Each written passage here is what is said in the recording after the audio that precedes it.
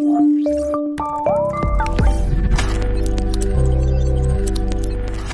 वालेकुम students, welcome to Alham dynamic world. Discuss कर रहे हैं एमडीके बायोलॉजी का यूनिट नंबर 13।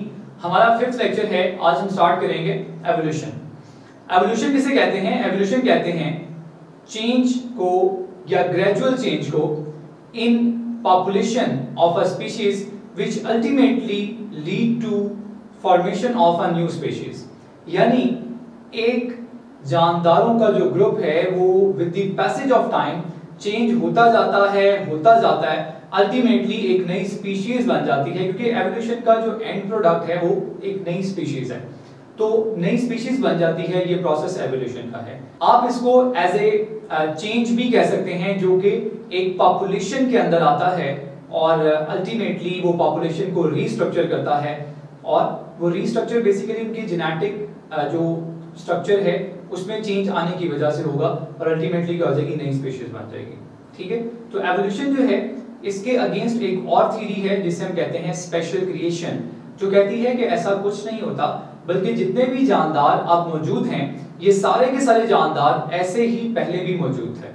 ये चीज थ्योरी ऑफ स्पेशल क्रिएशन, हम इसको डिस्कस नहीं करेंगे, हम बात करेंगे एवोल्यूशन की। एवोल्यूशन में हमारे पास बहुत सारे ऐसे इवेंट हैं, बहुत सारे ऐसे साइंटिस्ट की कंट्रीब्यूशन है जो कि इस तरफ को स्टेज सेट कर रहे थे कि कोई मैकेनिज्म एक्सप्लेन हो सके एवोल्यूशन का। तो फर्स्ट जो मैकेनिज्म है वो लामार्क ने इंट्रोड्यूस करवाया, लेकिन वो मैकेनिज्म जो था वो मैकेनिज्म इतना अच्छा, इतना स्ट्रॉन्ग मैकेनिज्म नहीं था, तो लिहाजा उसको रिजेक्ट कर दिया। तो बहुत सारे ऐसे इवेंट जो हैं उन्होंने इस तरफ को स्टेज सेट की कि एवोल्यूशन का मैकेनिज्म एक्सप्लेन हो सके। For the first time Lamarck ने क्या किया था, एवोल्यूशन का एक मैकेनिज्म प्रपोज किया, लेकिन वो क्योंकि इतना बेहतर नहीं था उसको रिजेक्ट कर दिया गया। लेटर ऑन जो फर्स्ट मैकेनिज्म है, जो एक प्रॉपर मैकेनिज्म है, कॉम्प्रिहेंसिवली एक्सप्लेन करता है एवोल्यूशन के प्रोसेस को, ओरिजिन ऑफ स्पीशीज को, वो प्रपोज किया डार्विन ने। इसकी जो थ्योरी है उसे हम डार्विनिज्म कहते हैं। डार्विन जो है इसने बेसिकली हिज मैजेस्टी बेगल नामी एक शिप पे सफर किया था साउथ अमेरिकन कोस्ट लाइन का। वहां पर इसने बहुत सारे जो आइलैंड हैं उनको विजिट किया, जिसमें से इसने विजिट किया गैलापागोस आइलैंड जो है वहां पर, और इसने ऑब्जर्व किया वहां पर जो वैरायटी है प्लांट की, यानी वहां का फ्लोरा जो है और वहां का फौना जो है। फिर इसने वहां पर ऑब्जर्व की डिफरेंट टाइप की फिंचेस। अपनी सारी ऑब्जर्वेशन को इसने कलेक्ट करके एक ऐसे लिखा था 1844 के अंदर, और लेटर ऑन इसने 1858 के अंदर एक बुक लिखी थी जो कि 1859 में पब्लिश हुई, और उसका जो टाइटल था वो था द ओरिजिन ऑफ स्पीशीज। अपनी उस बुक में इसने 2 पॉइंट जो हैं वो एस्टैब्लिश किए हैं। पहला पॉइंट है डिसेंट विद मॉडिफिकेशन, यानी डार्विन कहता है कि लाइफ जो है जब ये ओरिजिन इसका हुआ, जब ये बिल्कुल स्टार्ट हुई थी, तो ये एक सिंगल पॉइंट से स्टार्ट हुई थी। बाद में क्या होता गया, बाद में होता गया कि नए नए वैरायटीज बनती गई और नए नए ग्रुप्स बनते गए और नई नई स्पीशीज बनती गई। यानी जो डार्विन है it believe in perceived unity of life. ठीक है, यानी ये कहता है कि जो लाइफ है उसको अगर आपने इमेजिन करना है तो आप उसको यूं इमेजिन कर सकते हैं कि लाइफ एक ट्री की फॉर्म में है, जिसका स्टेम अगर देखें तो क्या होता है, सेम होता है, और आगे चल के क्या होती है, उसमें से ब्रांचेस निकलती हैं। तो यहाँ पर ब्रांचेस जो हैं वो बनती गई हैं, और इन ब्रांचेस से फर्दर ब्रांचेस बनती गई हैं, और उन ब्रांचेस से फर्दर ब्रांचेस बनती गई हैं, एंड सो ऑन। इनमें से जो हर एक ब्रांच है वो बेसिकली रिप्रेजेंट कर रही है किसको, वो रिप्रेजेंट कर रही है एक नई स्पीशीज को। ठीक हो गया। और हमें देखें इसमें जो एविडेंस मिलता है वो भी इसी बात की तरफ मिलता है।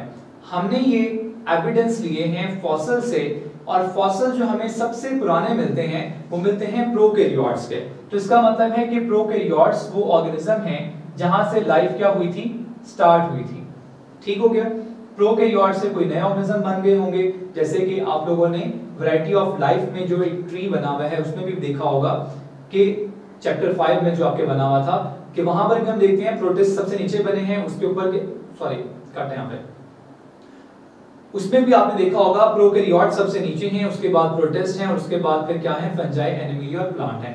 तो डार्विन का ये मानना है कि लाइफ यहाँ से स्टार्ट हुई, फिर वो मॉडिफाई होती गई, नई नई स्पीशीज बनती गई, और नई नई स्पीशीज के बनने से आपके पास जो स्ट्रक्चर बनेगा वो कैसा बनेगा, वो एक ट्री लाइक स्ट्रक्चर बनेगा, जिसमें से हर एक जो ब्रांच है वो एक स्पीशीज को रिप्रेजेंट कर रही होगी, और जो फाइनल ब्रांचेस होंगी वो आज के दिन की डाइवर्सिटी को रिप्रेजेंट करेंगी।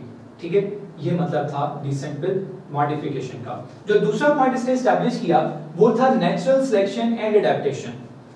क्योंकि डार्विन का ये मानना है कि एक ऑर्गेनिज्म अपने लोकल एनवायरनमेंट में रहने के काबिल उस वक्त होता है जब उसके अंदर बेहतर चेंजेस आती हैं, जब वो अपने उस लोकल एनवायरनमेंट के लिए अडेप्टेड होता है, और जब वो अपने उस लोकल एनवायरनमेंट के लिए अडेप्टेशंस पूरी कर लेता है तो नेचर उसको सेलेक्ट कर लेती है कि हाँ तुम इस एनवायरनमेंट में रह सकते हो। इसको एक्सप्लेन करने के लिए हम इसमें 3 से 4 बातें और करेंगे। जैसे देखें, हमेशा ये होता है कि इकोसिस्टम के अंदर ओवर प्रोडक्शन होती है। किसी भी स्पीशीज के सिर्फ उतने ही जानदार नहीं बनते जितने कि वहां पर रिसोर्सेज होते हैं, बल्कि रिसोर्सेज से ज्यादा जानदार बनते हैं। जब देखिए रिसोर्सेज से ज्यादा जानदार बनेंगे तो उनका आपस में कंपटीशन डेवलप हो जाएगा। ये कंपटीशन जो है एक ही स्पीशीज के मेंबर के अंदर भी हो सकता है और डिफरेंट स्पीशीज के दरमियान में भी हो सकता है, जो कि सेम रिसोर्सेज पे रिलाई कर रही होती हैं। अब जब ये कंपटीशन डेवलप होगा तो एक्चुअली क्या होगा, उनके अंदर स्ट्रगल स्टार्ट हो जाएगी फॉर एग्जिस्टेंस। कंपटीशन डेवलप हो जाएगा कि भाई एग्जिस्टेंस की उनको जो है वो उसके लिए स्ट्रगल करनी पड़ेगी। तो ये जो स्ट्रगल फॉर एग्जिस्टेंस है, याद रखें ये रैंडम नहीं होगी। ये सिर्फ वही ऑर्गेनिज्म एग्जिस्ट करेंगे, वही इस स्ट्रगल में कामयाब रहेंगे जिनके पास बेहतर अडेप्टेशन होगी, जो अपने एनवायरनमेंट के लिए ज्यादा बेहतर तरीके से बने होंगे। और इस बात का ताल्लुक किसके साथ है? इस बात का ताल्लुक है उनके जीनोम के साथ। जिसका डीएनए, जिसका जीनोम जितना बेहतर होगा उसके पास उतनी बेहतर अडेप्टेशन होंगी और उसके सर्वाइवल के चांसेस भी उतने ही ज्यादा होंगे। अब देखिए, जो ऑर्गेनिज्म सर्वाइव करेगा या जो ऑर्गेनिज्म एग्जिस्ट कर जाएगा, सर्वाइव कर जाएगा और उसके बाद उसको रिप्रोडक्शन के चांसेस भी मिलेंगे, तो नेचर उसको ही क्या करेगी, सेलेक्ट करेगी। ठीक हो गया। अब आप देखें, ओवर प्रोडक्शन की वजह से अडेप्टेशंस की जरूरत पड़ रही है, अडेप्टेशंस की वजह से क्या हो रहा है, सिलेक्शन, और ultimately it lead to origin of new species. क्योंकि देखें एक टाइम आएगा कि ऑर्गेनिज्म की जो ग्रुप है उसके अंदर इतनी चेंजेस आ जाएंगी कि वो अपने ओरिजिनल ग्रुप से एक अलग ग्रुप नजर आना शुरू हो जाएगा, तो उसे हम न्यू स्पीशीज क्या कर देंगे, डिक्लेयर कर देंगे। तो इस तरीके से जो न्यू स्पीशीज हैं वो क्या होती हैं, इवॉल्व होती हैं अकॉर्डिंग टू डार्विन। ठीक हो गया। तो 2 पॉइंट थे, नेचुरल सिलेक्शन और डिसेंट विद मॉडिफिकेशन, जिनको आपने याद रखना है। अब हम बात करेंगे नेक्स्ट नियो डार्विनिज्म की। देखिए हुआ ये कि डार्विन की थ्योरी जो है उस पे बहुत सारे साइंटिस्ट कन्विंस हो गए कि हाँ नेचुरल सिलेक्शन और एडेप्टेशन जो है इन्हीं से एक नई स्पीशीज बनती है। लेकिन लेटर ऑन क्या हुआ, लेटर ऑन पॉपुलेशन जेनेटिक्स जो है वो ब्रांच इमर्ज हुई।